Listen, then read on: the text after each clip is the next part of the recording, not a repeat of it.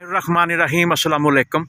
तो मेरे ज़िमीदार भाइयों, अज मैं मौजूद हाँ साडा जिहड़ा है नर्सरी आ प्याज की नर्सरी बीजी हुई आ फार्मर ने।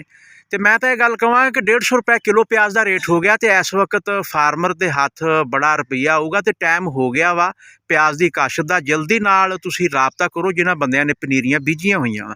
देखो 150 रुपये किलो प्याज का रेट है। अगर मन ते असीं ज़रब दईए तो 5500 6000 रुपये नूं अज प्याज 6000 नूं मन जा रहा वा। तो साडी जिहड़ी मकई है वह भी रुड़ गई आ। साडा किसान थक गया वा, किसान बदहाल हो गया वा। किसान करजे ते करजे लई जा रहा वा, तो दिन ब दिन थल्ले नूं जा रहा। तो साडी हुकूमत दे अगे भी यही रिक्वेस्ट होएगी कि साडी किसी दे नाल कोई अदावत नहीं हैगी। साडी अफगानिस्तान दे नाल भी तजारत होनी चाहिए आ, रशिया नाल भी होनी चाहिए आ, चाइना नाल भी होनी चाहिए, ईरान नाल भी होनी चाहिए आ, ताकि ज़्यादा तो ज़्यादा एक्सपोर्ट इंपोर्ट का काम होवे ते साडियां ये जिहड़ियां फसलां वा इन्हां दे दाम सानूं पूरे मिलण। ते देखो अज साडे सामने फार्मर मौजूद आ मियाँ लतीफ़ साहब। असीं उहदे नाल ये गल करांगे कि तुसीं ये किन्ने दिन दी पनीरी हो गई आ, ते 1 किलो दा की रेट आ, ते 1 किले दे विच किन्नी लगदी है और नस्ल कैसी आ, खाण च प्याज कैसा होएगा, किन्नी देर च पल जूगा, कदों ये कट्टिया जाऊगा, सारियां गल्लां असीं इन्हां नाल करांगे। अगर तुसीं नवें आ तो चैनल नूं सबसक्राइब कर लो तो बैल दा बटन दबा दिओ ताकि हर तरह की मालूमात बर वक्त तुहाडे तक पहुँचती रहे। अस्सलाम वालेकुम जी। मियाँ जी की हाल आ? ठीक हो? कैसे मजाज तुहाडे? अच्छा अच्छा मियाँ जी, पहला तो तुहाडे ते सवाल होएगा कि तुसीं ये पनीरी कदों लाई सी? 10वें महीने कश कीती सी। अक्तूबर च। हाँ जी। ते अज इहदी उम्र किन्नी हो गई है? 2 माह की उम्र हो गई है। ते नस्ल केड़ी लाई है? नसरपुरी है। नसरपुरी है। ते कैसी नस्ल है? अरे बहुत अच्छी है, ठीक ठाक है। ते कोई अलामा नहीं है जिस तो ਅਸੀਂ ਬੀ ਕਾਸ਼ਤ ਕਰ ਰਹੇ ਨੇ। अच्छा अच्छा, गडेल वगैरह तो नहीं निकलती? ते जायका भी अच्छा वा? बिल्कुल। प्याज का रंग किदां दा होऊगा? लाल रंग है, सुर्ख रंग। अच्छा सुर्ख रंग होएगा। अलहमदुलिल्लाह माशाल्लाह। इस तो पहले मैं जी इन्हां दियां क्यारियां दा विजिट भी करवा दियां तुहानूं। क्या देखो अलहमदुलिल्लाह बहुत मेहनत करदे आ, हार्ड वर्क इन्हां दा काम आ।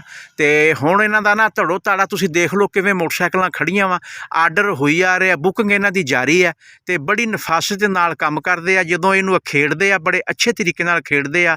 किसी किस्म दी किसी भी पौधे दी जड़ नहीं कटींदी जदों इह कटदे आ। ते अलहमदुलिल्लाह अज साडा वीडियो बनाउण दा मकसद यही होएगा कि अगर किसी बंदे नूं जरूरत होवे तो इन्हां नाल राबता कर सकदे आ। तुसीं कमेंट सैक्शन दे विच जाके तुसीं सारियां गल्लां भी पुछ सकदे आ। ते मियाँ साहब को जाने आ कि तुसीं इसदा की रेट रखिया किलो दा? 1 किलो का की रेट है? 300 रुपये किलो का जी। अच्छा जी। 150 रुपये हाथ है जी। अगर किसी ने ज़्यादा लेना उन्हें कम रेट भी किया जी। ते हथ जिहड़ा वा वो 4 सफेरे। अच्छा 4 चफेरे। अच्छा ए जी तुहाडा हथ? ये 2 हाथ छोटे। फड़ो हाँ। अच्छा जी तुसीं फड़ लो माड़ा जुड़िया। कोई नहीं। अच्छा जी ये 2 देखो जिहड़ी इन्हां दे हत्थ च सोटी फड़ी हुई है ना जी, ये 2 हत्थ वा। अगर किसी ने इसकी पैमाइश के मुताबिक इन्हां दे कोल पनीरी लैनी होवे तो ये 2 हत्थ होणगे और इहदा रेट की होएगा 2 हत्थां दा? ये 2 हाथ है 300 रुपये। 300 रुपया। ये मरबा फुट होएगी? 4 सफेरे। अच्छा लो जी नाजरीन, अगर तुसीं ये तोल के लैना चाहते हैं कंडे दे नाल फिर होएगा 300 रुपये किलो। तो अगर तुसीं पैमाइश के जरिए लैना चाहते हैं तो फिर 300 रुपये एक सोटी की पैमाइश तुहाडे सामने नज़र आ रही है। इस पैमाइश के जरिए ये तुहानूं ये कण देणगे। तो हुण इन्हां कोल पुछदे आ कि 1 एकड़ दे विच ये किन्ना लग जांदा वा अगर किसी ने किलो दे नाल लैना तां? ये 4 मन तो 5 मन भी काश्त हो सकता जी। थोड़ा जिहा उच्ची। अपनी उन्होंने मर्जी आ जी, ज़्यादा भी काश्त कर सकते हैं, 8 मन भी कर सकते हैं किले दे विच। अच्छा। जिस तरह लाउणा उन्होंने जी। कोई 4 5 गंढे 6 भी लाउंदे है। कोई 2 गंढे लाउंदे है, 3 लाउंदा है। ठीक है। मतलब 2 गंढे लाउणे वो 4 मन किले दा बीगदा। ਉਹਦਾ 4 ਮਣ ਕਿੱਲੇ। 4.5 मन। अच्छा 4 ਤੋਂ 4.5 ਮਣ।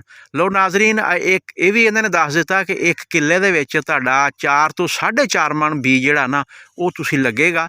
ਤੇ ਮੀਆਂ ਜੀ ਇਹ ਫਿਰ ਜਦੋਂ ਹਾਰਵੈਸਟ ਹੋ ਜਾਏਗਾ ਗੰਢਾ ਪਲ ਜਾਏਗਾ ਤੇ ਇਹ ਕਿੰਨੀ ਐਵਰੇਜ ਆ ਜਾਏਗੀ ਇਹ ਜ਼ਿਮੀਂਦਾਰ ਦੀ ਜਿਹੜਾ ਚੰਗੀ ਮਿਹਨਤ ਕਰੂਗਾ? ਆਪਣੀ ਮਿਹਨਤ ਦੇ ਨਾਲ ਹੀ ਆ ਜੀ, ਕਮ ਸੇ ਕਮ 1 ਏਕੜ ਦੇ 200 ਮਣ ਵੀ ਹੋ ਸਕਦਾ ਹੈ।